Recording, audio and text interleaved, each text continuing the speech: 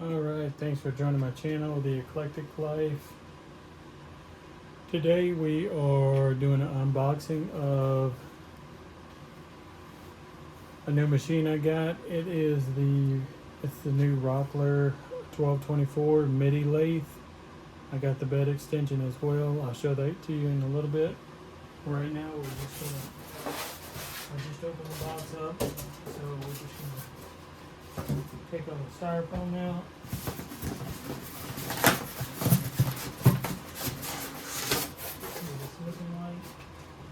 I'm super excited about this. And this thing is pretty dang heavy. It don't really look it, but it's pretty heavy actually. Not so heavy one person can't carry it, but it's not as light as you would think it is. So there you go. You got the Rockler 12-24. Let's get this thing out of here and get it set up on the table.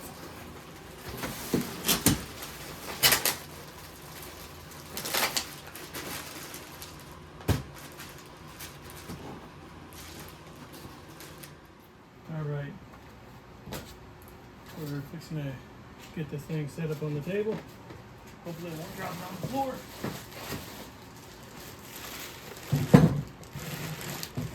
There you go.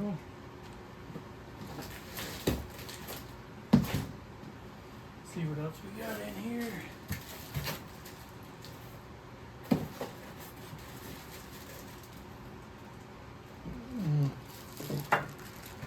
Looks like we got a little tool holder for the wrenches and stuff that go with the lathe. Attach that. I'm assuming they attach it on the side. It's got some screws already in it. Tool rest, of course. Odds and ends stuff right here. Knobs, stuff like that. I think there's another taper in here. Wrenches. I'm not sure what this is for, but we'll find out.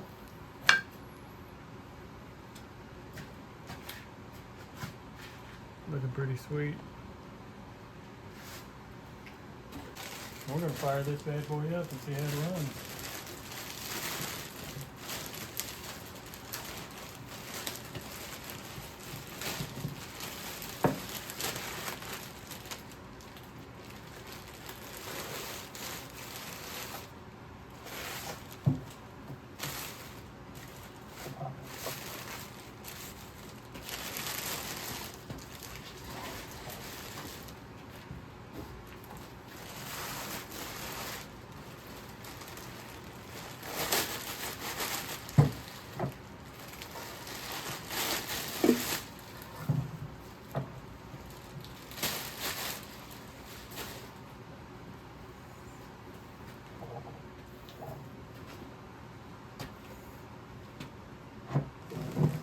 I'm actually going to be making another table just for this. I've already got the wood, and like I said, I got the bed extension, which takes it from 24 out to 54, I believe. So that is plenty long enough to do any kind of turning projects you need. It'll turn a 12-inch bowl, is what they say. Variable speed, reverse and forward, which I thought was pretty cool. You got the reverse and forward button right there. Variable speed knob, digital readout for your RPMs, on-off switch with the safety removal right there.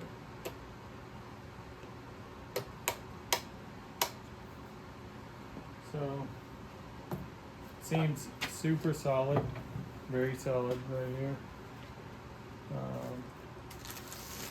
I'll have to look at the, I'm probably not going to use this tool holder for the wrenches and stuff like that.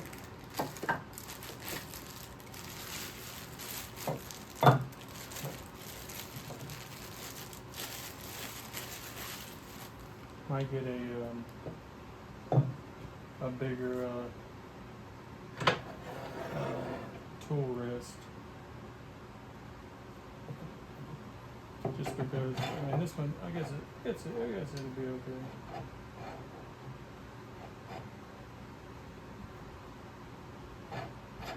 I'll just put it on there like that for now.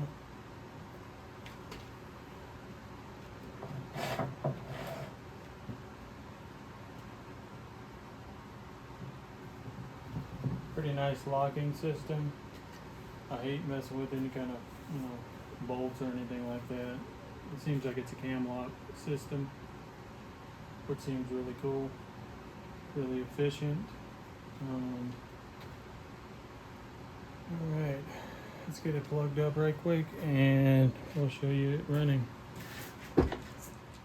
All right, so I got it plugged in. Got some miscellaneous parts here. I figured out what this was for, obviously. I'm kind of new to wood turning, so I didn't realize at first, but it is for knocking the live end out of here in case it gets stuck, or I guess the other side as well. So we've got some rubber feet here, miscellaneous Allen keys. Probably throw those away because I've got 20,000 of them set, single Allen keys all over the place. I don't need any more. Some wrenches there on the end down here. I've already got this end in here. Comes with these two. I forget what this one's called. This is the live end, I believe, is what it's called, because it spins.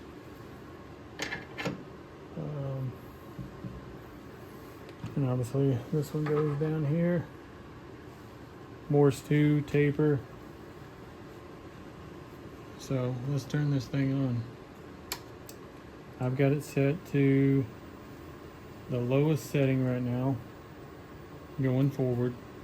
You can see the stock down there spinning.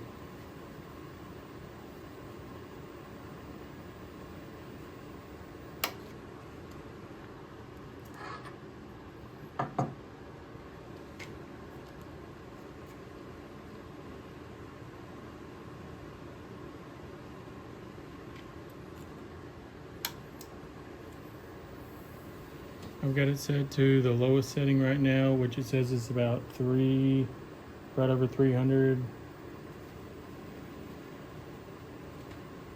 It's hovering right at 330 right now. And it seems pretty sensitive when you turn the knob.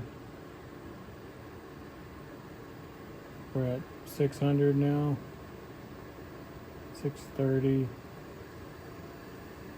I'll show you here in a minute as it climbs. I know there's a glare on it and you can't see. But when we turn it all the way up, you can see that sucker's moving pretty fast now. And the digital readout says around 1455, 58, somewhere in there. It's 1,460 right now, which is weird because I could have swore on the description on the website it said that it only went up to like 12 or 1,300, but whatever, that's fine. Turning back down. What I was doing is taking that other Morse taper out of the motor end because I didn't want it flying out because there's nothing holding it in there when I turned it up to high RPM. So let's get you to where you can actually see the digital readout right here. As you can see, it's at 336. That's the lowest.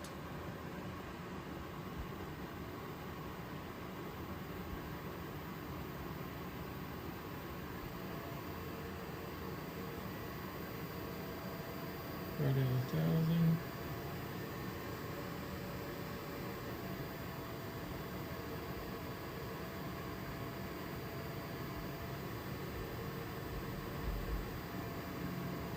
Try to see if I can get it right at 1,000. That's pretty close. I'll say it's pretty sensitive. That's what I was going for, right at 1,000. We'll crank this bad boy up. You can hear it whining when you crank it up. Yeah, about 1460, somewhere in there. You know, I opened it up, which I'm going to show you that here in a minute. And it just uses a magnetic pickup on a like a tooth wheel to read the RPMs. So it's not super accurate, but I mean, it's pretty accurate for what we're doing here. You know, it's not like this is rocket science. But let me turn this down. Move you guys over here.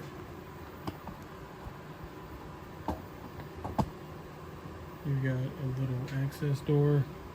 I thought this was screwed in, but it's just like a little magnet on the bottom side right here. On the bottom side, there's like a little magnet right there. So this right here is the pickup wheel. So be careful if you're ever in here. Don't damage that, because if you damage it, your RPMs are going to be all jacked up, I'm sure. So should always be careful with that. And obviously the other one's a pulley. It'll take a genius to figure that out. And then around on this side, we've got another access for, I guess, getting the pulley on and off. Pretty simple. This just rotates around like that. And you line it up with the hole that's right there. And make sure you got that little washer that comes on there. And you just screw it on there. Now this door and the other door, I did notice were made of plastic, which is not a terrible big deal. Probably cuts down on weight. So see it's got a little magnet on it, so that's pretty nice.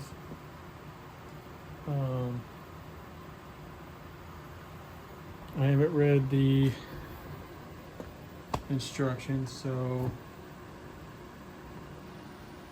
I'm not 100% sure what this does right here. I'm sure it's maybe it's some kind of tensioner or something like that.